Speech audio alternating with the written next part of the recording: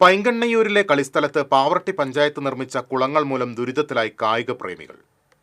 പെരിങ്ങാട് പുഴയിൽ നിന്നും കോരുന്ന മണലും ചെളിയും നിക്ഷേപിക്കുന്നതിനും ചെളിയിൽ നിന്നും മണ്ണ് വേർതിരിച്ച് കൊണ്ടുപോകുന്നതിനുമാണ് കുളങ്ങൾ നിർമ്മിച്ചത്. ദേശീയപാത നിർമ്മാണത്തിനായി മണ്ണ് കൊണ്ടുപോകുന്നതിന് ശിവാലിയ ഗ്രൂപ്പുമായി പഞ്ചായത്ത് ഏർപ്പെട്ട കരാറിന്റെ ഭാഗമായാണ് കളിസ്ഥലം കമ്പനിക്ക് അനുവദിച്ചത്. പ്രവൃത്തി കഴിയുന്നതോടെ കളിസ്ഥലം പൂർവ്വസ്ഥിതിയിലാക്കുമെന്ന് കരാറിൽ പറഞ്ഞിരുന്നു. ഇപ്പോൾ ഈ ഭാഗത്തെ പുഴയിൽ നിന്ന് ചെളിയും മണലും എടുക്കുന്നില്ല.